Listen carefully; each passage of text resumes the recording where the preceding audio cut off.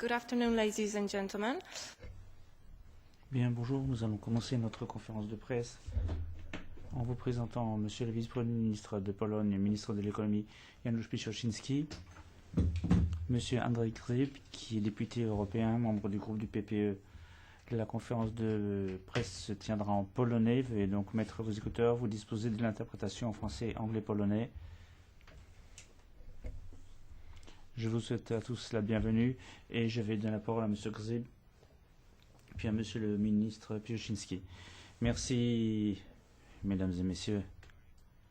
Je vais commencer par vous expliquer pourquoi nous avons eu l'idée de cette conférence de presse.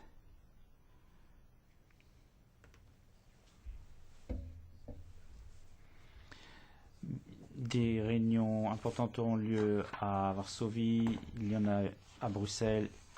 Nous n'allons pas nous contenter de parler du rapport en gestation au Parlement européen et qui sera présenté lors d'une des prochaines plénières. Il y a également des événements en marge, des tables rondes, des débats qui accompagnent notre discussion sur le gaz de schiste, le gaz naturel. Et ce soir, il y aura une table ronde sur le charbon. L'orateur principal sera notre vice-premier ministre, M. Piechoczinski, que je salue ici et auquel je donne immédiatement la parole. Mesdames et messieurs, bonjour, je vous souhaite la bienvenue. Je vais vous présenter d'abord la situation générale de l'économie polonaise avant d'en passer aux économies d'énergie, afin que vous sachiez que l'économie polonaise contribue beaucoup à l'amélioration de la capacité concurrentielle de l'Europe sur l'échiquier mondial. Nos indices de septembre étaient bons. Le PIB augmentera de 1,5% à 1,6%. Notre banque centrale prévoit une croissance de 2,5%. Le FMI y a ajouté 0,2% supplémentaire. Donc, dans une Europe face aux doutes, nous sommes un élément confortant et positif. La Pologne contribue à la vente des biens et des services européens sur les marchés mondiaux. Nous avons de très bons résultats à l'exportation. Nous aurons une balance commerciale excédentaire cette année pour la première fois. Et nous sommes ravis de constater que les biens européens, grâce à la Pologne, arrivent sur de nouveaux marchés dans les pays musulmans et en Asie. Ce que je tiens à souligner, c'est que nous promouvons nos produits, nous les promouvons sur les marchés étrangers et nos résultats du mois de mars le soulignent. Nos exportations ont augmenté de 2,5% pour l'ensemble de l'Union européenne et 5% vers l'Europe centrale et orientale. Nos exportations ont augmenté de plus de 10% vers les pays de l'ex-zone soviétique. Les entreprises polonaises sont très actives sur le marché vert. Nous avons augmenté nos exportations de 40%. Le gouvernement polonais continue à soutenir les entreprises polonaises. Nous voulons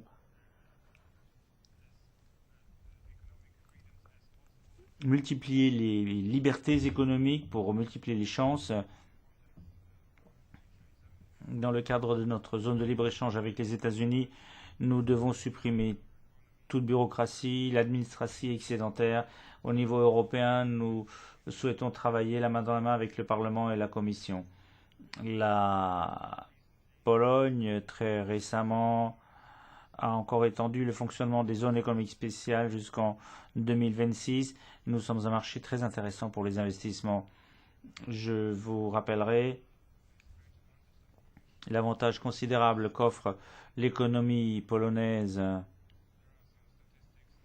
Des statistiques montrent que les Polonais sont très dynamiques Un étudiant sur 10 dans l'Union européenne est polonais. Nous comptons 30 000 diplômes universitaires chaque année dans les technologies de l'information et de la communication, ce qui représente plus de 4% du PIB et bientôt 13% du PIB polonais.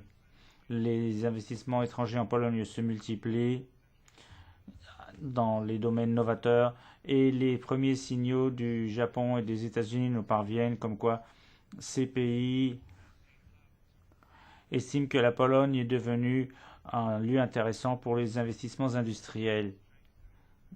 Nous renforçons également notre capital social et nous avons un excellent capital humain en Pologne. Voici pourquoi je me rends au Parlement européen, à la Commission aujourd'hui, pour présenter toute cette question dans le cadre aussi de nos relations avec la Belgique, un partenaire commercial important pour nous. Monsieur Grzyb vous en a informé. Il fait un travail important au sein de mon parti et il sera tête de liste dans sa région l'année prochaine aux élections européennes.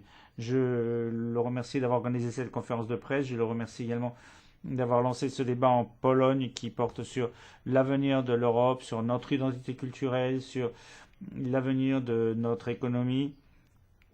L'année prochaine, nous fêterons 3 anniversaires importants. Le 25e anniversaire de la transformation en Pologne. Donc du changement politique. Le 15e anniversaire de notre adhésion à l'OTAN et le 10e anniversaire de notre adhésion à l'Union.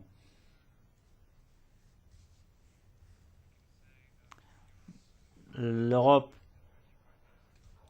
se présente bien mieux qu'il y a 25 ans, grâce à l'arrivée de 10 nouveaux États membres de notre région. Bien entendu, l'Europe est confrontée à de nombreux défis. Et il nous faut donc renforcer ce qui nous rapproche, notre solidarité, notre aide aux jeunes. Nous devons être à la hauteur de nouveaux défis, ne pas nous reposer sur nos lauriers, ne pas nous ennuyer face à cet idéal européen, pour ne surtout pas arrêter en cours de route. Nous devons continuer à travailler à la capacité concurrentielle de l'Europe, non seulement dans le contexte économique, mais également dans le contexte politique. Le 11 novembre, vous le savez, n'est pas seulement notre fête nationale, mais c'est également le début de la COP19, dont l'objectif est de préparer un accord mondial qui devrait être signé au sommet de Paris. Vu la tragédie en Asie et les incertitudes face au changement climatique, nous devons nous concentrer sur nos valeurs communes. L'essentiel est de prévenir, non de guérir.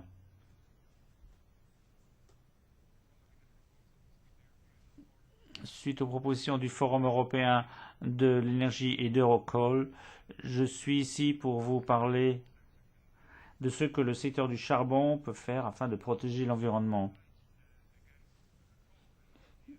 Parce que nous luttons contre la pollution. 84% de l'énergie polonaise est produite à partir du charbon, mais nous continuons à respecter nos engagements internationaux concernant les émissions.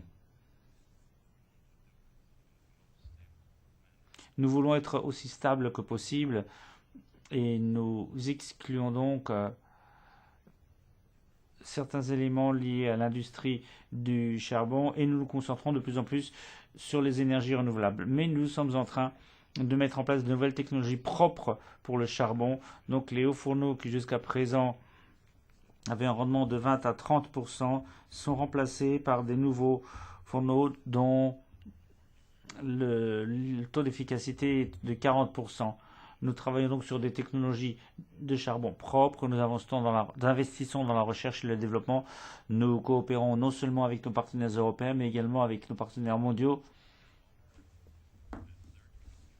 Et nous avons d'excellents contacts avec des pays extra-européens qui sont des gros producteurs de charbon et qui l'utilisent beaucoup. Je pense notamment à l'Inde.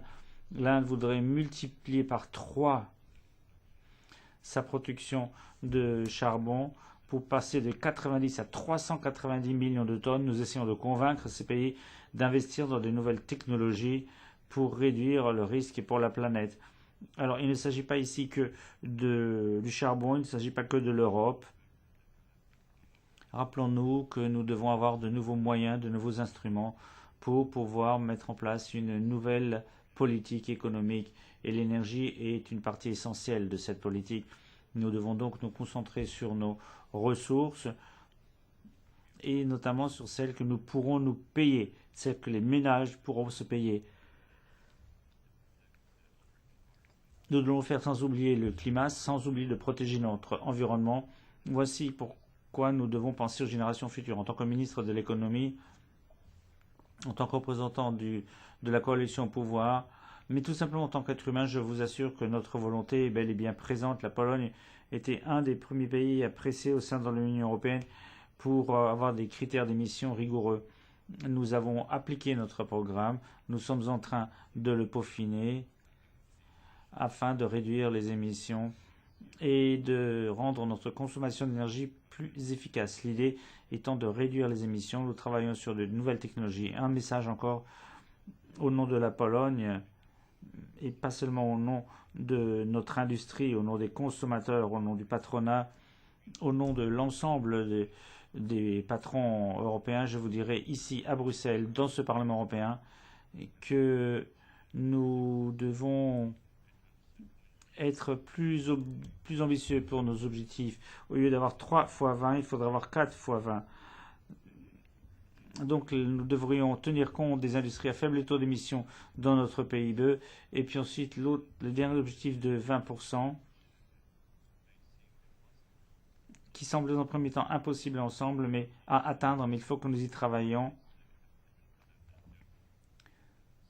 Nous allons devoir d'abord stabiliser et d'ici 2020, réduire le prix de l'énergie de 20%. Grâce à des mesures d'efficacité énergétique et grâce à un changement de philosophie en matière d'énergie. Parce que l'énergie désormais devient un luxe. Mais je crois que tout ceci est un peu dépassé d'ici quelques années. Nous serons dans la même zone économique que les États-Unis, mais il faut oublier qu'aux États-Unis, les prix de l'énergie ont augmenté de 2% seulement, alors qu'en Pologne, ils ont augmenté de 20% pendant la même période. Si nous voulons donc être compétitifs, si nous voulons être novateurs, il faut tenir compte du prix de l'énergie. Je crois que la politique européenne aujourd'hui doit examiner le prix et la fixation du prix de l'énergie. L'industrie lourde en Europe a tendance à se déplacer vers d'autres pays. Et que serait l'Europe sans ces industries?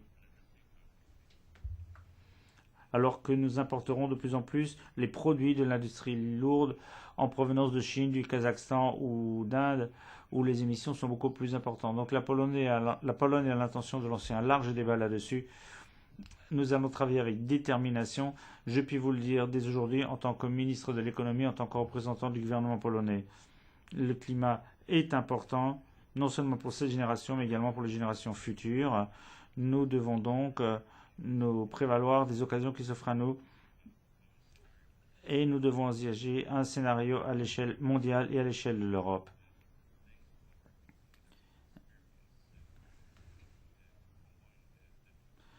Je suis certain que nous arriverons à protéger le climat et à améliorer l'efficacité énergétique. Et je m'en tiendrai là. Merci. Merci beaucoup, Monsieur le Ministre. Maintenant, vous pouvez poser des questions si vous le souhaitez. N'oubliez pas de vous présenter, dire quels médias vous représentez. Est-ce qu'il y a des questions?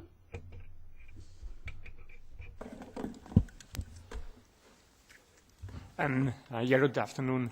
My name is Wolfgang Davids from the DP. Oui, bonjour, je suis de l'agence de presse allemande DP1.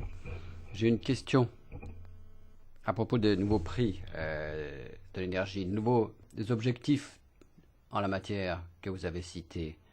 Comment est-ce que cela est réalisable ici au niveau européen?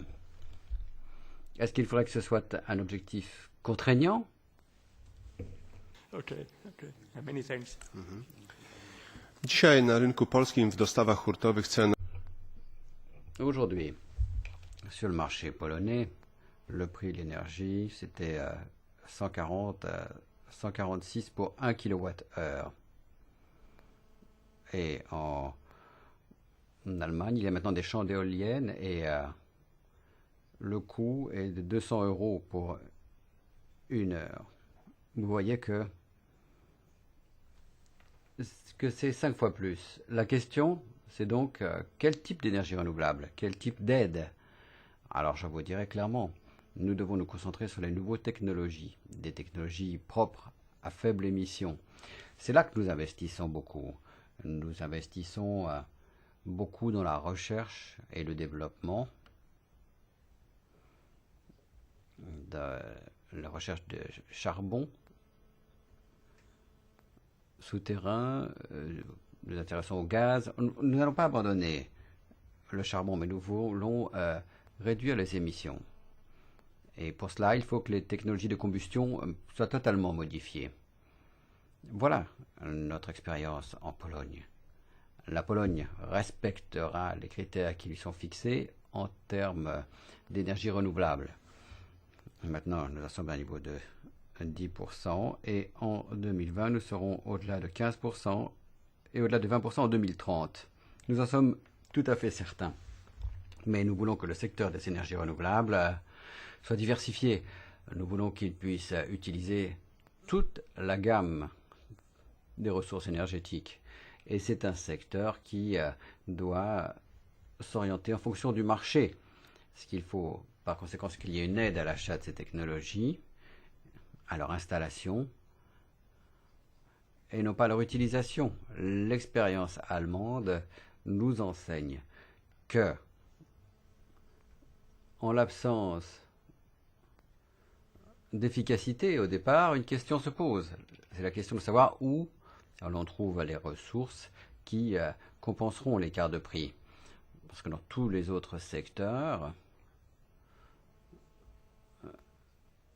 y compris dans les énergies renouvelables, il est nécessaire d'avoir ces aides supplémentaires. Ça, c'est un problème. Le problème, c'est qu'il y a beaucoup de solutions nationales différentes. Et je vais vous en parler très franchement.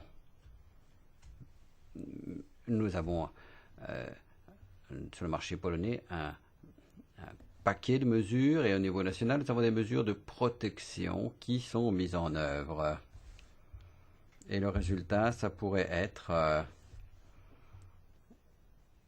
que l'on va créer ce marché commun qui est en fait le rêve initial de Jacques Delors. Donc, lors des discussions à Cracovie avec le commissaire Barnier, j'ai dit que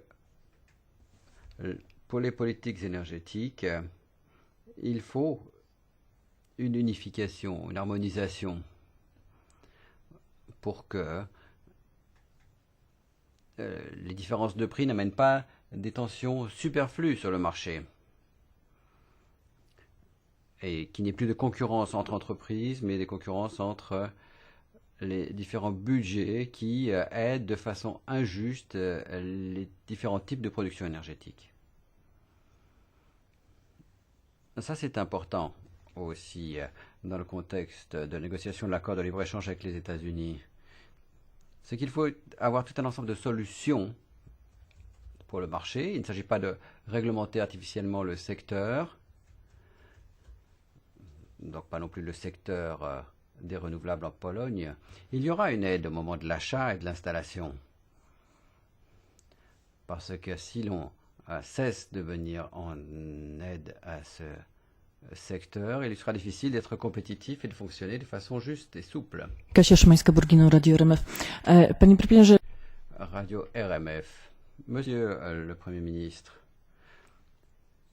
la Pologne dans l'Union européenne est souvent perçu comme étant le pays qui ralentit la politique énergétique. Donc je voudrais vous poser une question. Est-ce que dans le contexte du COP19, il y aura une modification de la politique polonaise dans le domaine énergétique? Ça, c'était la première question. La deuxième, vous avez parlé de technologie. Est-ce que vous avez parlé avec M. Leinen au Parlement européen qui nourrit certaines réserves quant à l'évolution dans la région polaire, parce que les technologies de capture pour l'instant ne sont pas encore parfaites? Oui, on entend beaucoup de mythes autour des émissions en Europe. En 2011, en Belgique, 131 millions, aux Pays-Bas, plus de 200 millions, l'Espagne, 218, l'Italie, 400, l'Allemagne, 748, et ainsi de suite. Dans le contexte global, l'Union européenne c'est 12%, l'Inde 5%, et l'Inde c'est le triple. La Russie 5, la Chine 27. Au cours des COP précédentes, l'Europe a dit qu'elle souhaitait être un exemple pour le reste du monde. Alors ça ne veut pas forcément dire que le monde va suivre l'exemple. Néanmoins, il faut une politique de l'Union européenne tout à fait stable. Ça nécessite aussi des changements au système d'échange d'émissions. Nous voulons que ceci soit stable et qu'il ne soit pas nécessaire de changer les règles de ce système tous les 2 ou 3 ans. Il nous faut un accord global par conséquent.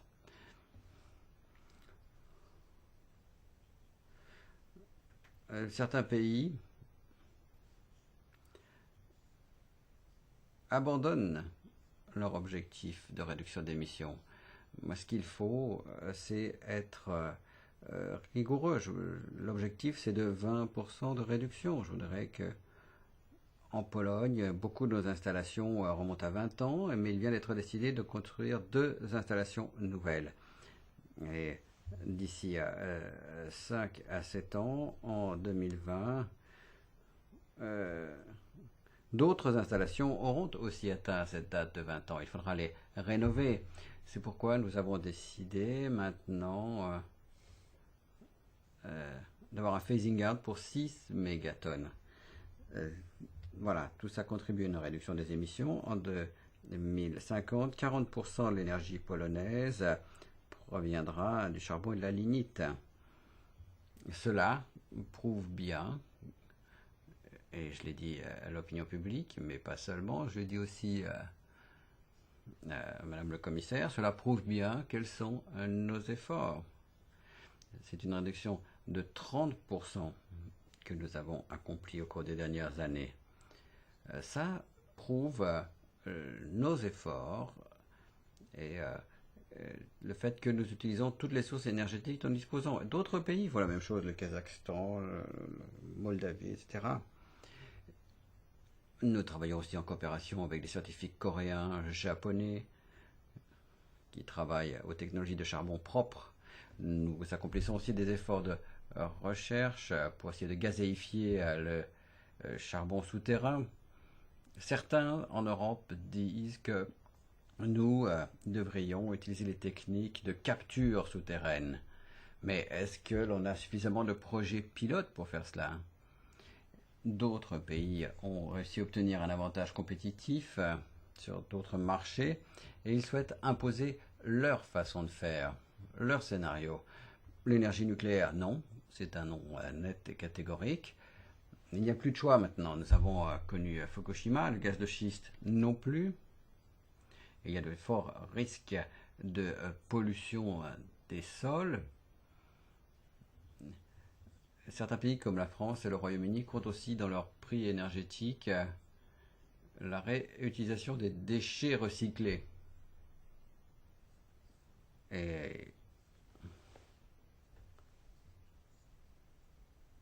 il y a des investissements considérables dans ce domaine, 106 milliards de livres. La France aussi va devoir rénover ses centrales qui remontent aux années 60.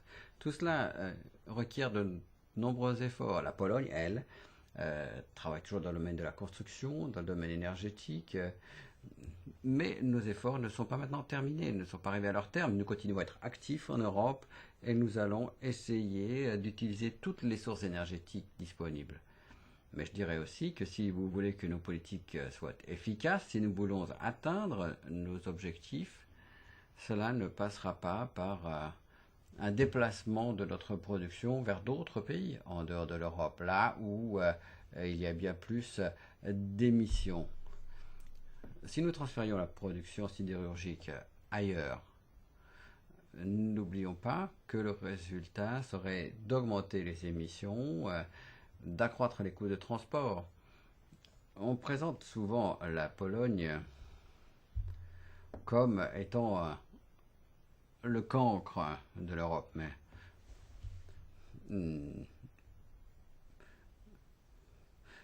nous importons 10 milliards de tonnes, mais la Bulgarie c'est 4, l'Allemagne 20.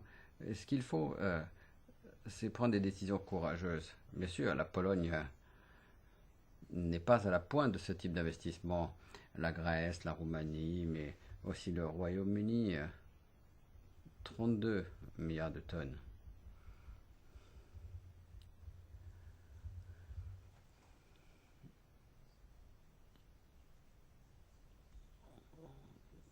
Ce charbon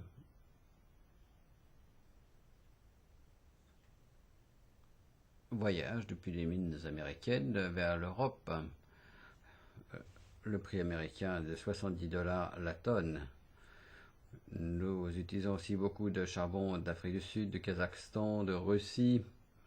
Donc, il nous faut adopter une approche pragmatique. Et, il faut être cohérent pour atteindre nos objectifs. Pour la Pologne, pour l'économie polonaise, nous le savons, nous devons réduire les émissions. Nous voulons atteindre cet objectif de la façon la plus efficace possible, en faisant participer notre économie. Donc toute cette nouvelle économie, cette recherche, ce développement, ces domaines spécifiques sont ceux sur lesquels nous devons nous concentrer. C'est là qu'il faut trouver des financements, pas simplement des financements européens. Il y a une technologie que l'on peut utiliser, par exemple pour la gazéification des charbons souterrains. Ce sont des technologies efficaces, absolument pas nocives pour l'environnement. Donc nous cherchons de nouvelles solutions, de nouveaux usages au charbon. Je crois que l'Europe doit être ouverte, doit se tourner vers le reste du monde en matière de nouvelles technologies. Donc à côté de l'accord global, il faudrait avoir un accord sur l'accès, l'échange de bonnes technologies. Par exemple, quand il s'agit de nouvelles technologies, de nouvelles méthodes de combustion énergétique.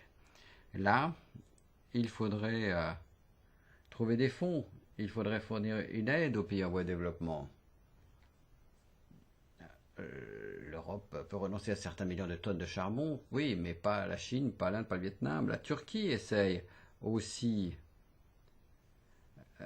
de renforcer son potentiel en matière de charbon. Voilà, c'est un vrai phénomène. Les hommes politiques, les hommes d'affaires sont quand même responsables du climat et de ce qui va lui arriver. Oui, il y a encore une question, je vous prierai d'être bref. Et puis après, je vous demanderai une réponse brève parce que nous n'avons plus beaucoup de temps. Oui, je viens de l'agence hongroise de presse. Est-ce que vous pensez que le conflit en matière de prix du gaz entre la Russie et l'Ukraine risque d'avoir un impact sur l'approvisionnement en gaz en Europe centrale et orientale au cours de l'hiver? Ce n'est pas simplement un litige en matière de prix, me semble-t-il. C'est un conflit qui porte aussi sur l'avenir de l'Ukraine. J'attirerai votre attention sur le fait que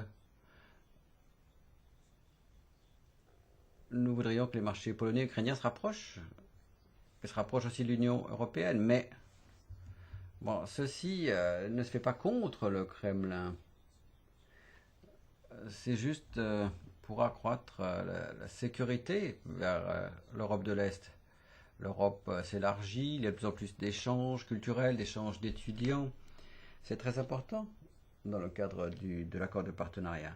Et c'est pourquoi nous voulons, nous, que les frontières orientales de l'Europe soient ouvertes aux étudiants, aux hommes d'affaires, parce que c'est une garantie renforcée pour notre stabilité. Les Hongrois, les Polonais se souviennent de la crise du gaz il y a quelques années. C'est pourquoi nous avons beaucoup investi dans les gazoducs et les oléoducs. Dans quelques années, nous aurons toutes les capacités technologiques nous permettant de diversifier notre approvisionnement en gaz. Nous pourrons apporter ces mètres cubes de différentes sources. C'est pourquoi nous développons nos terminaux gaziers, que nous établissons des liens avec d'autres pays. Pourquoi nous voulons aussi introduire le principe de solidarité en matière de sécurité de l'approvisionnement énergétique. On voit maintenant que le marché est très divers, que les prix varient énormément entre pays. Pour la Hongrie, la République tchèque, la Slovaquie, l'Allemagne, les questions d'approvisionnement gaz doivent être traitées comme des problèmes de sécurité commune. Et nous avons eu des problèmes il y a quelques mois parce que le gaz venant du sud-est viendrait vers l'Europe sans emprunter Nabucco. Et ça change notre perspective. Ça montre aussi que les décisions économiques, les décisions de coopération économique vont parfois à l'encontre des décisions politiques. C'est un message important auquel les hommes politiques ne peuvent pas être sourds. Voilà pourquoi maintenant nous avons cet accord avec la Pologne, cet accord polonais, en vertu duquel un grand oléoduc va partir vers le sud-est. Notre objectif est de trouver une solution pour éviter une coupure de l'approvisionnement, d'où qu'il vienne. Et ça ne concerne pas simplement l'Est de l'Europe, ça concerne tout le monde. Que l'on pense aux catastrophes naturelles, aux menaces terroristes, c'est la même chose. La sécurité énergétique nous tient vraiment à cœur. Donc ne soyez pas surpris. Nous voulons décentraliser nos sources d'approvisionnement en énergie renouvelable pour avoir une continuité dans l'approvisionnement. C'est pourquoi nous sommes favorables aussi au réseau intelligent. C'est un mécanisme potentiel d'économie d'énergie pour les ménages. Merci beaucoup de votre attention.